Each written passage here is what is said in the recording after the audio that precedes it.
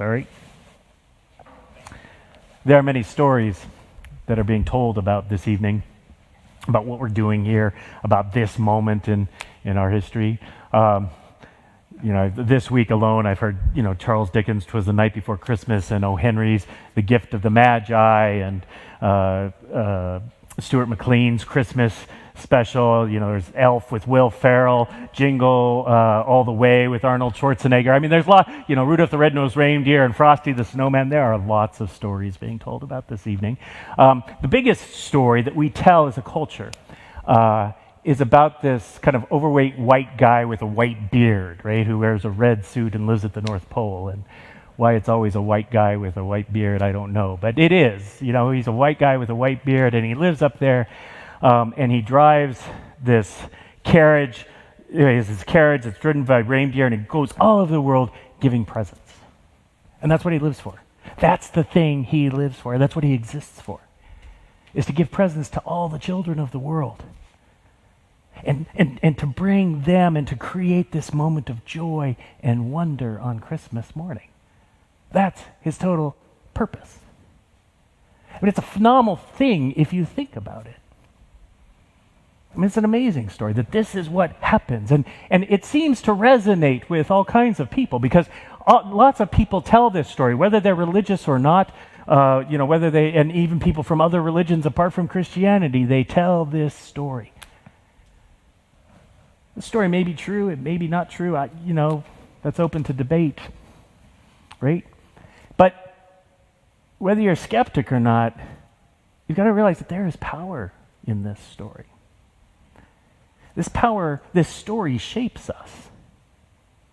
It's a story that influences us, and it influences our lives, and we shape our lives around it. We tell this story to our children, and then we go to extraordinary lengths to make that moment on Christmas morning where there are stockings that are hung, and all of a sudden, magically, the stockings get filled, and there are presents that magically appear under this tree, and kids come down, from a night of sleep or a night of restless sleep or whatever, and they experience this moment of wonder and joy. And we, as a people, as a community, have invested a lot of energy in making that happen. That's a story with power. And I would argue it's a story with spiritual power. We resonate to that idea that somewhere, somehow, the universe conspires or can conspire just to delight in giving joy, and that we can be a part of it. That's the power of that story. And it's not a foolproof story. I mean, the story has its weaknesses. I mean, there are lots of people who don't feel caught up in the joy. Often the joy feels forced. It's like you're sitting there in the drugstore and it's 3 weeks before Christmas and you feel like you're having to feel joyful because of the music that's playing and everything that's going on. And actually you don't feel joyful. You feel kind of cranky and constrained. And it doesn't, especially this year, it just doesn't feel normal and it doesn't feel right. And we can't see our loved ones in quite the same way. And for some people, it's just depressing. It brings memories of Christmas morning wasn't that morning of wonder for them. Maybe there were arguments, there was tension. Home wasn't a safe place to be. So not everyone experiences that joy. And, there's this irony that, Santa wants to bring presents to all the children of the world, and the story goes that's what's happening there.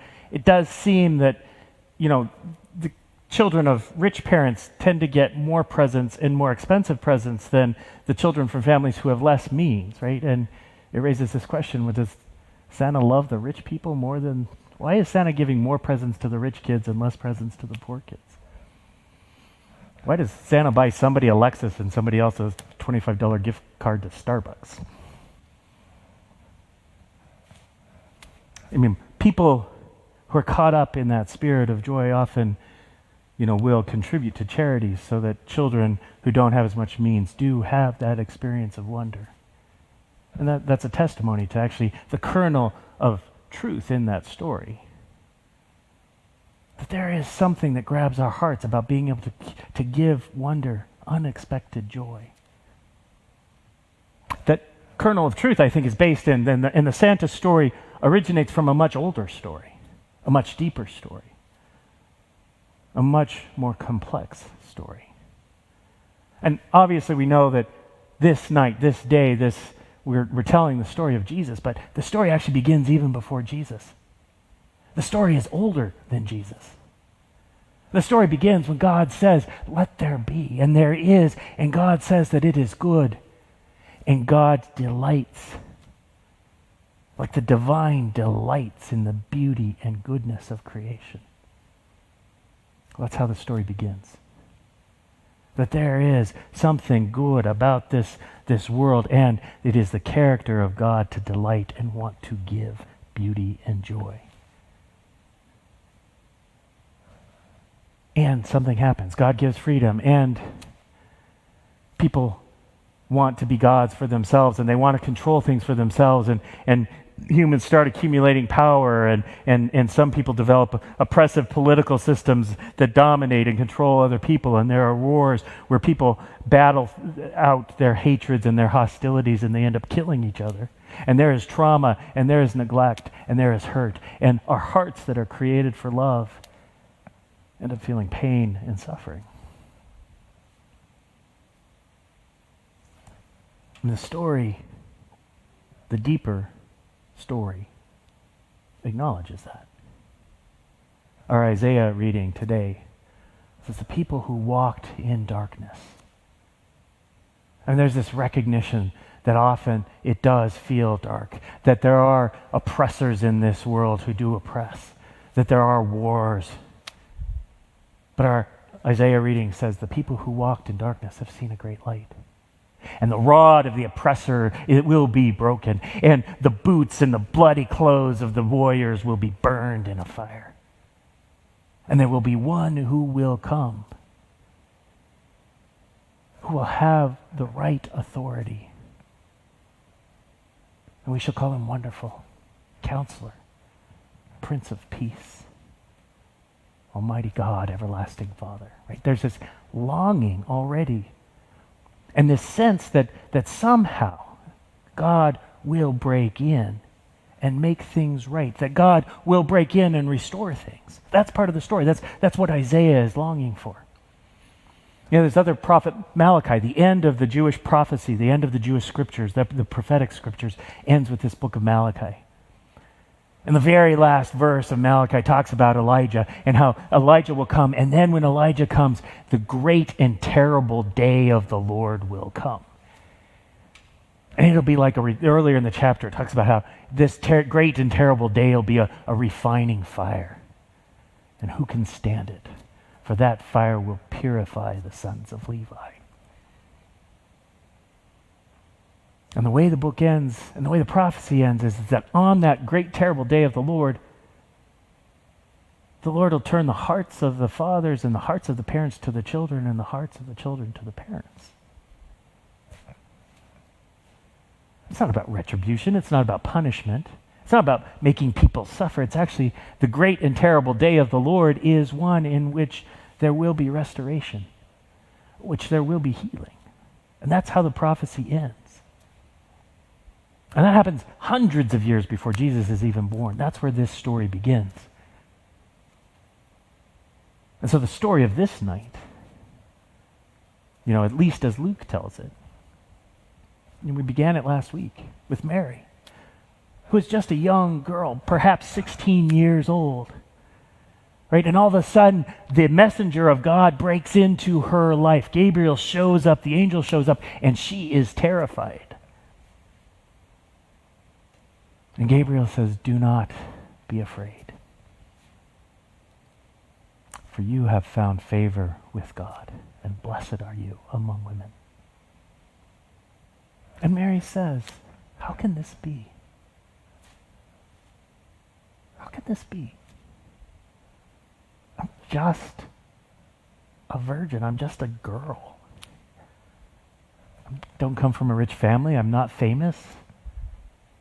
I live in a small town. How can this be?" And the angel says, the shadow of the Lord will come upon you. Mary is going to get caught up in, it's a promise that Mary will get caught up in God's story. That there is something bigger than she is that will shape her and form her and radically change her life. And Mary says, let it be so. Like Mary says, yes.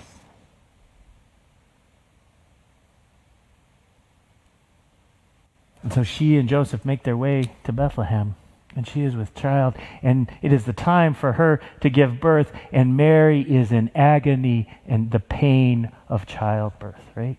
In this night, Mary's pain. Mary has a great amount of pain. And then the boy is born, and then the child cries.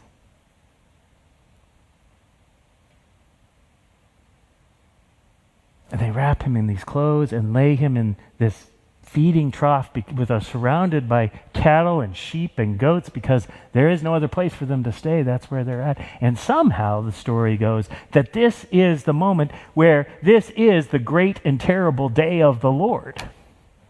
This is that moment where the inbreaking of God is happening, where somehow God is entering into and incarnating human experience and human existence in a way that is a new thing.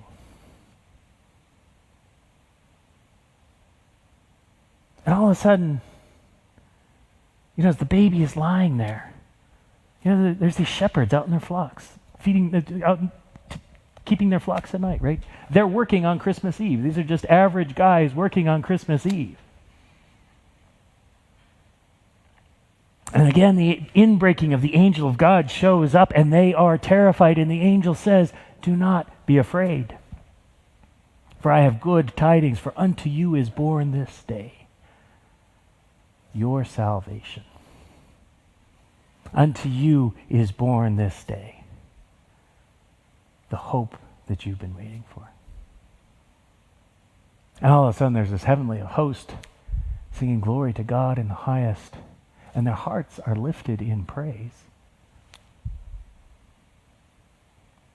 And they say, let's go see this thing.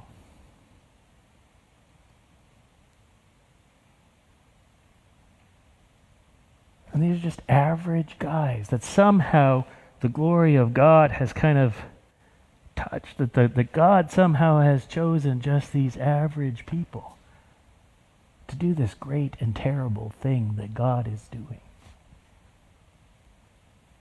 That's the story that we tell today. And it's a story that is actually a story that we have let shape us too. And this is a story that God is telling us about ourselves. This is a story that God is inviting us into to let us be partakers in and actors in.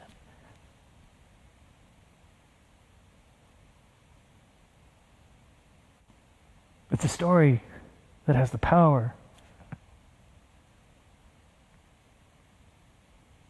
to bring us into the very essence and being of God.